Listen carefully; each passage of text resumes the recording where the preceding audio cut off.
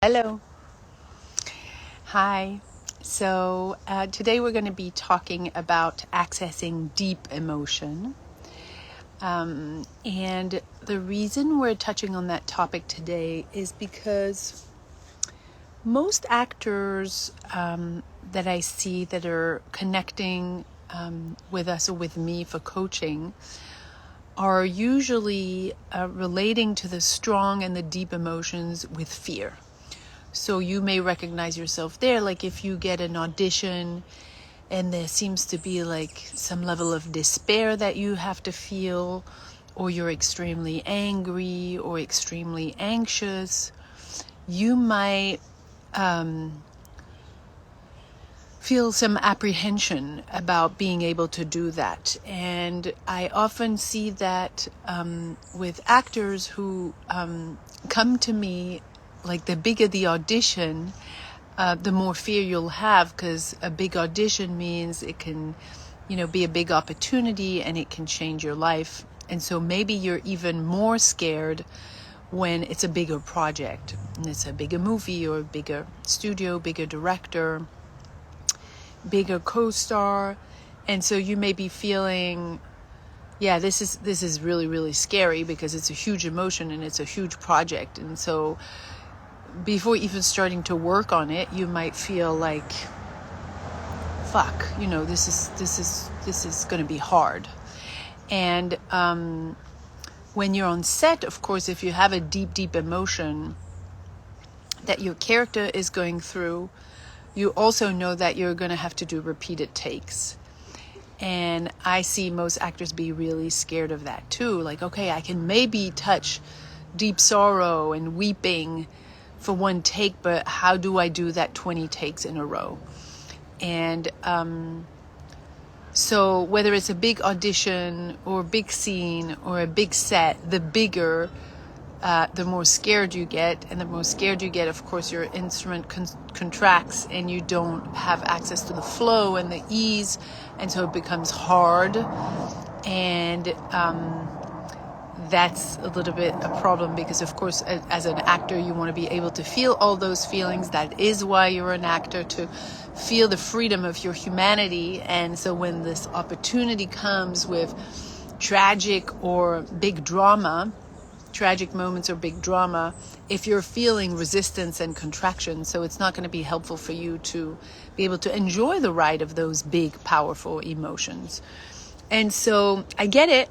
I get that you're passionate about acting and that when there's a big opportunity that presents itself, whether it's through a character living a big moment or through a big audition and there's a big moment to live or a big set, it's frustrating because if you're very passionate and you're putting a lot of time and energy in acting, when the opportunity is there, if your instrument wants to run for the hills, if part of you is really so scared of not being able to deliver that you in a way start walking backwards, well, it's not going to be helpful for you. It's not going to make you book, and it's definitely not going to impact an audience. So I understand how scary that can be.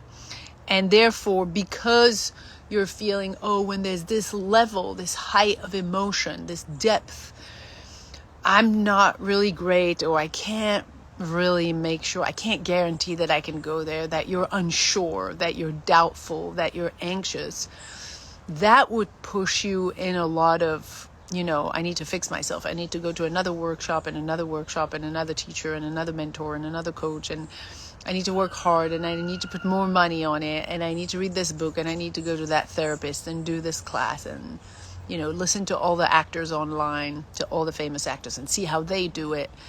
And basically, so a lot of your energy is starting to look for solutions outside of yourself. And sometimes I also see actors, and you may recognize yourself there, who are hoping or in denial that,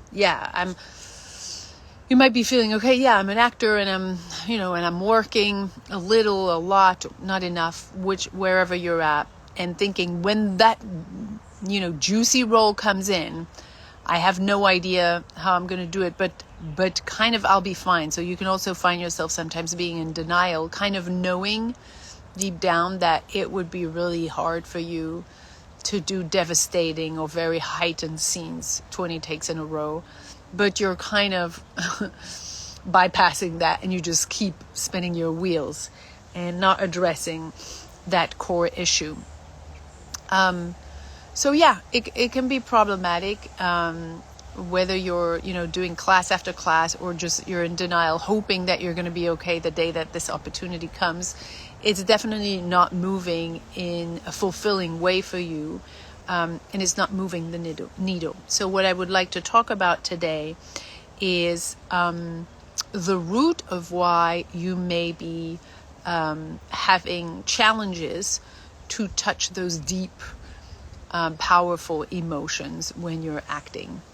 And the reason that you may have some resistance to that, some challenge to connect with that level of depth of emotion, is that I'm going to throw something there, and that might be annoying to you. I'm going to say that you probably don't have that much access to your emotions in the first place. And I'm not saying that as a judgment. I'm not saying that to you specifically, but I will say that in general, across the board, you have been raised to disconnect from your emotions. So as a child, you've been asked to, not cry, and pacifier was put in your mouth so that you wouldn't cry. You've definitely asked to not be angry and to not yell. You've definitely not been encouraged to have any temper tantrums. You haven't been encouraged to feel anything at school. You've been asked to sit down, to be quiet, to shut up, to do what you're told, to take the punishment when you didn't behave as you were asked to behave. So I'm going to say that everything from the moment you were born until you're an actor has asked you to disconnect from your emotions.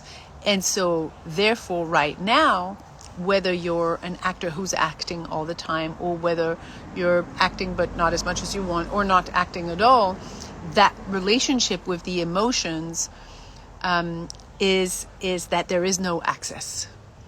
So let me see if I have an analogy. I don't have one right now, but I'm sure it'll come back after. But basically, I like to show it with a hand. So if you're born like this, and this is the fullness of who you are, and then your conditioning is saying, don't cry, don't get angry, definitely don't get scared. When you're too happy, let's keep it down. So basically behave. This is the conditioning. These are your emotions, your instinct, what makes you, your truth, what makes you human. So if this is under a thick layer of resistance, behavior, coping mechanism, looking good, pleasing, well, you don't have access to that. And I would say that accessing your big emotions in a scene in a repeated way definitely starts with this, that you would muscle up into a very professional level. So if you don't have access to this because you're walking around like a coping mechanism, a protection personality, someone who has been in survival for so long because you've been raised this way, like all of us, well, what you're going to do when you have a scene with a lot of emotions or deep emotions, you're going to have to push in order for this mask that you're walking around with to somewhat express some emotion. But you're going to have to push hard because you're not starting from the fullness of who you are. You're starting from a very constricted, repressed, denied version of your humanity. And therefore, it's pretty impossible to show up that way 20 times in a row.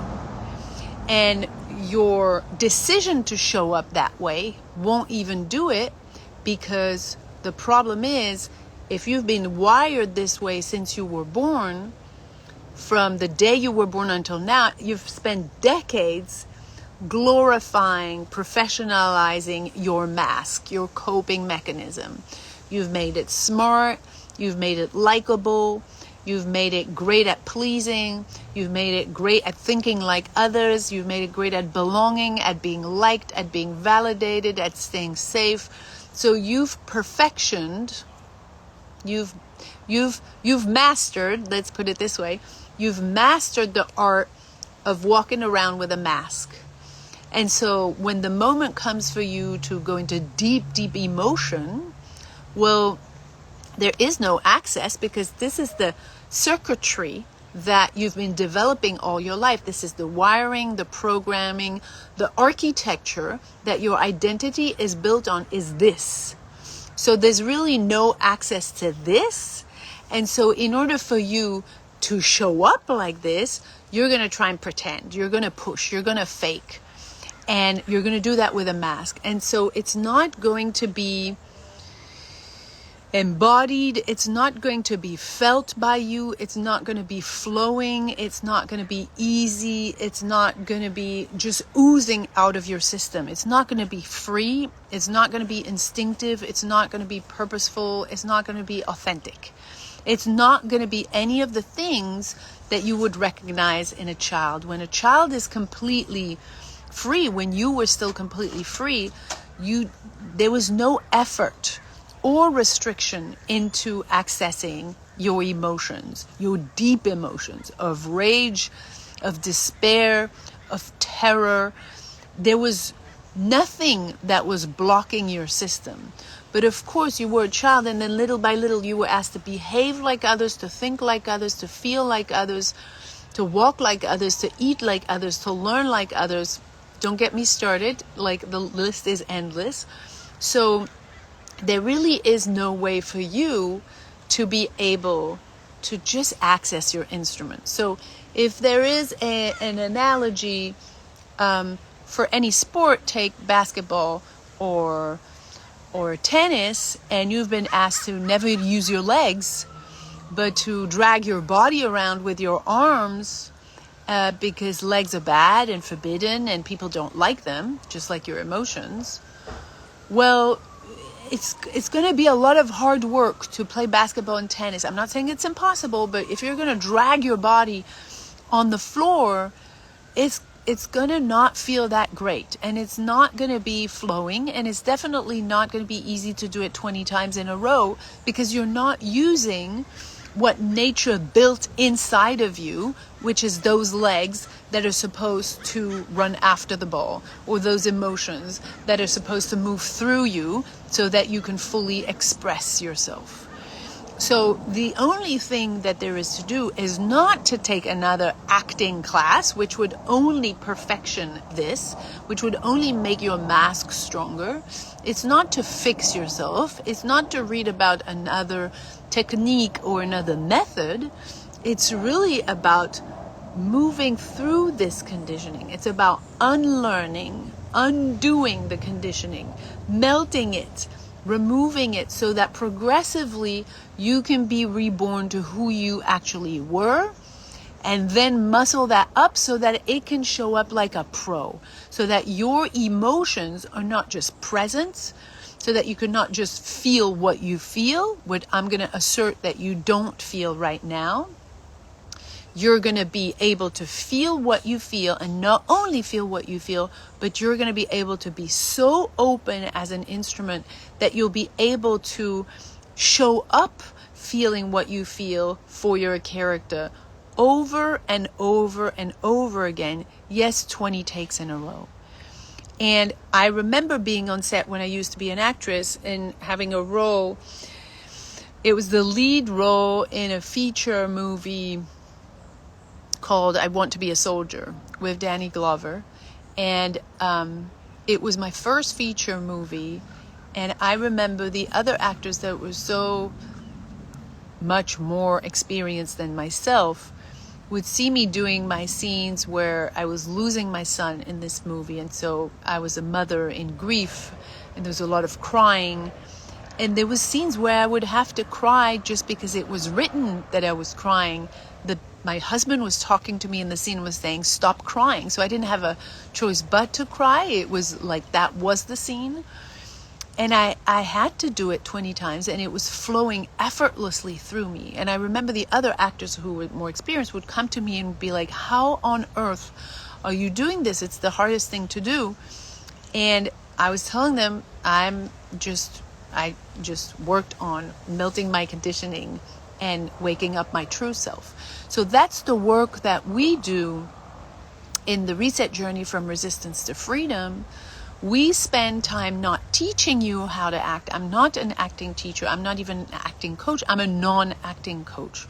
Or let's say I'm an acting midwife. So I allow you, guide you to make sure that you are able to show up again, so that when you have these deep emotions for your characters, your system is actually accessible. The nature of who you are, that your humanity is there, and that you don't show up this way.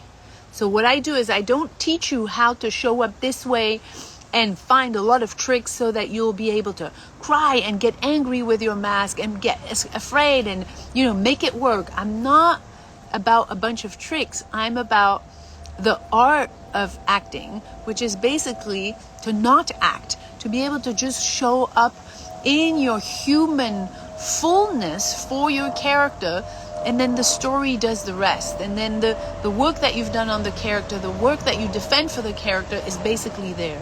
Because if you're showing up this way, all you're going to do is you're going to try and take care of your ego. You're going to push and make sure you hit the scene and what am I supposed to feel, and let's try to feel it again. You're going to be busy being in conversation with your ego the entire time to get to the result of what you think the scene is. When you show up this way, you don't have to take care of your ego, because there is no ego that's in the way. You're showing up open, available to defend your character's needs, not your ego's needs. When you're showing up this way, you're busy trying to defend your ego's needs. Who wants to do it right? Who wants to be liked? Who wants to book? Who wants to get the scene done like the director likes? None of that is part of your job description. None of that is what you're hired for. You are hired to defend the character's needs. You're hired to be able to come and have all of that instrument of yours be completely free and flowing. So if this makes sense, and you have caught yourself laboring and being challenged through trying to get to the hard emotions and the deep emotions and having to do it 20 times in a row, if you're feeling burdened that way, if you're feeling the heaviness of that, and you've even lost touch with the joy of what it's like to be an actor in that way, to embody the life of a character who is going through something catastrophic, if you've lost the joy of that, then let us know. You can actually write free 100 in the comments. And we can send you some free links for some trainings that you can start to do in order to start unlearning this conditioning, this mask that you're walking around with, so that you can progressively wake up and show up fully. So again, you can write free. I'm going to choke. You can write free 100 in the comments, and we will send you some free links. I'm just going to make sure that this works, because if you guys do it during the live, I'm not sure that I'm going to make sure that it works. Carrie, I see that you're writing this. Goblin. I'm going to make sure that because it's in the live, I'm going to make sure that you get that. All right. Well, thank you guys. Happy to have connected with you today, and hope you can show up like this very soon so you can enjoy your instrument, defend your character, and impact your audience. Okay, it's obviously time for me to hang up, because I'm completely choking. Bye.